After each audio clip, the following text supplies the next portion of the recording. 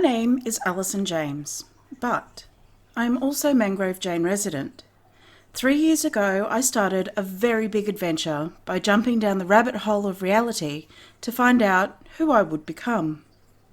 I have been researching the topic, Who Are You, Mangrovejane? An exploration of self-portraiture in the online world of Second Life. My work encompasses the images people use in online worlds to express their digitally lived realities.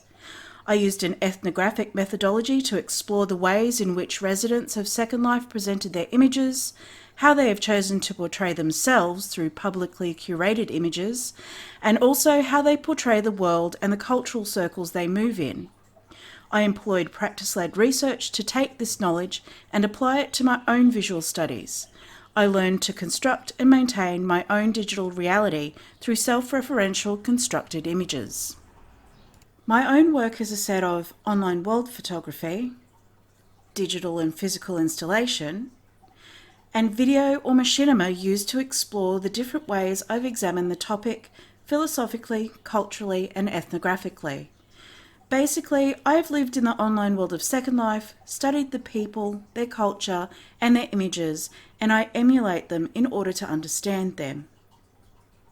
There are two important distinctions I would like to make here before I begin. When I refer to images, I refer to that which is seen on the screen when in the world of Second Life.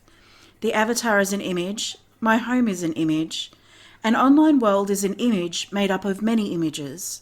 Online world photography is its own genre of capturing imagery in game spaces. This is distinct from the simple screenshot. Articles by Winfried Gerling and Cindy Peremba both point to the fact that capturing a screenshot is dictated by a different thought process than taking an online world photograph. Online world photographs are often framed in a way that points at hyperrealism. Flaws such as lens flare, as you can see in this photo by online world photographer Cassandra Middles, are introduced to enhance that sense of realism. Screenshots are the photocopy of everything that is on your screen at a particular point in time. Screenshots are not meant to capture a hyper-realistic image representative of a concept. They are simply records of a moment on your computer screen. This was the first picture I ever took in that reality. I took a photo of my computer screen from my phone. You see those blocks in front of me?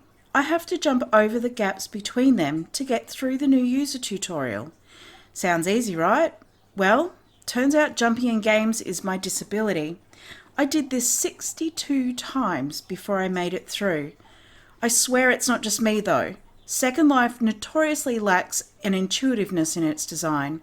The interface is clunky. Learning to dress yourself is a bit of a nightmare. Learning to simply walk is a nightmare. A lot of things done in the world are done through third-party programs. If you want to make a pose or an animation, you would use a third-party program like Qanimator or Blender. If you want to make clothing or furniture items, once again you would use a third-party program like Blender or Maya.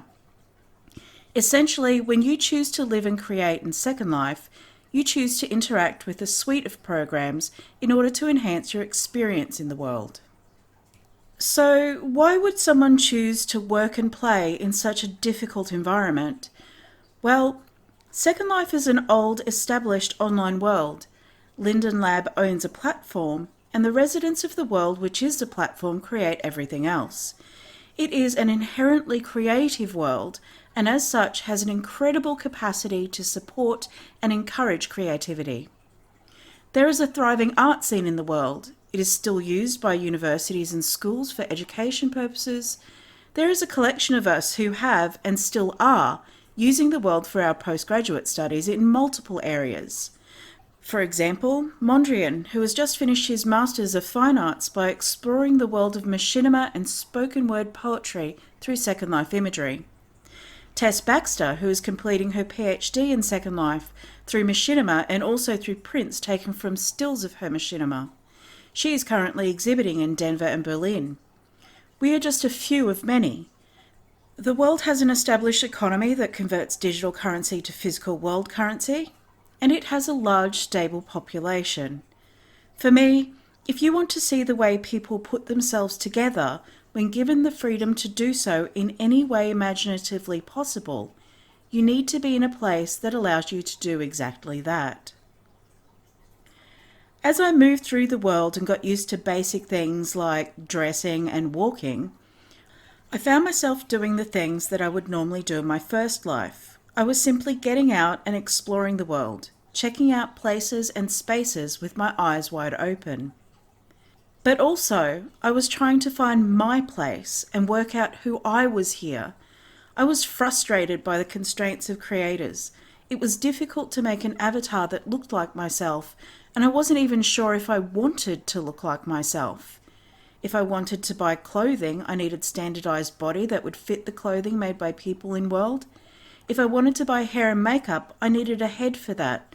I needed standard shapes so I wasn't constantly fighting the glitching effect of clothing poking through my skin or my head poking through my hair. All of this influenced the choices I was to make when it came to settle on my own imagery that expressed who I was. Robert Brookie and Christopher Cannon describe also how the culture of the world determines our choices in regards to gender and sexualization. From the way bodies are shaped to the clothing choices we have, and even the poses in the furniture we sit upon, we are exposed to imagery that is hugely referenced to the male gaze and sexuality. And in between that, I was testing out how to take and share images that express something, playing with lighting, the environment, costuming, posing. I felt like I was starting to live an Instagram lifestyle in my digitally lived reality. I scrutinized my avatar endlessly. Each photo I took was one of at least a dozen, most times 20 to 30 shots that I would go through, scrutinize again for flaws, and then post the one I was most satisfied with, accompanied by some snappy title. My screen became ever more complicated as I added layers of tools in order to achieve the images I wanted. But what images did I really want? Well, I set about trying to find out. I forgot about the image for a while and set about finding out who I was here in this place. I didn't stop taking photos, I just stopped trying to take photos. I took photos of my second life, these experiences that became my memories, and these places that held me. This house, for instance, that was my home. I relaxed a little and made some friends. One in particular influenced a lot of what was to come for me. Some of the friendships I made still persist, some have ended. The more I talked to people, the more I recognized the people behind the avatars, and the images they were presenting became less important. It may surprise you that we did the usual things. We had and went to parties. We hung out at coffee shops or in clubs. We talked about our lives, both of them. This was not an alternate reality for any of us. It was an extension of our reality, a duality that was not in conflict, but instead was existing for the most part harmoniously. This led me to try to understand the importance of the avatar and persistence of reality for a resident of an online world. Avatar attachment is an incredibly important concept to understand. Lee Sang-gun et al. Described the flow of avatar attachment and presence, that is the extent to which we may psychologically experience an online world with regards to virtual aggression. Ashley John Craft points out that because we are our experiences online, we have a moral path to tread that leads to real-world ramifications. Nicholas Munn talked to the idea that friendships within online worlds can be formed and maintained as they are in the real world, regardless of physical presence, and I have certainly found this to be so. Jessica Wolfendale described the idea of virtual Harmon attachment, that because we mentally attach ourselves to the images of our avatars and feel a sense of embodiment, virtual harm against those avatars becomes real harm. All of these articles were important in understanding that the images on the screen were more than just images. An avatar is an embodiment and a representation of self on the screen where an online reality exists. I embarked on a journey to find out what it was like to exhibit in world. Were the experiences the same? No. They were similar. There is no real physicality of hanging a picture on the wall or being able to hear what is being said about your art unless someone is talking directly at you. But the pride and satisfaction are the same. Such an emotional response to a physically absent experience backed up the research I was doing. Embodiment and avatar attachment were indeed enabling me to experience this world as if it were real. I found myself in images, so many. I was trying to find the way I was put together in these new spaces, and I was struggling to emerge in some new iteration of myself I could feel comfortable with. I was struggling to find a skin in which to live, in a place where I could be anything or anyone. I needed to find something more than what I was seeing through my Flickr feed, so I examined the works of other artists, both inworld and without. Video works by Hido Steul, Kao Fei, and AES and F informed videos I produced and exhibited, as well as videos I published on YouTube telling the narrative of my journey and issues I was struggling with. Hido Steul's commentary on issues of contemporary digital life through the installation Factory of the Sun particularly influenced my own installation, Technical Difficulties, which commented through video and images combined with installation on the nature of reality within an online world. Kao Fei's RMB City was both a machinima examining the nature of reality as well as a digital online world installation.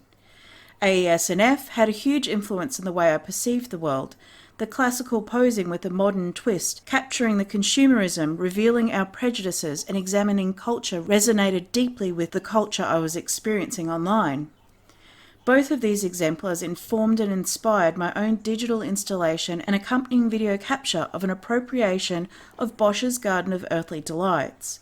Within this installation, I used the classical posing and symbolism indicative of AES and F through images of my avatar and followed in the footsteps of Kao Fei by choosing to represent as an installation in a digital space, examining digital and philosophical culture.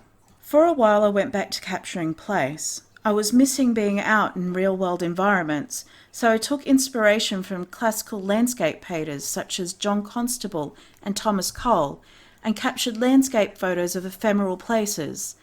These places where the address was not as important as the dates I was there. Like with people, proximity was not important. Time was important.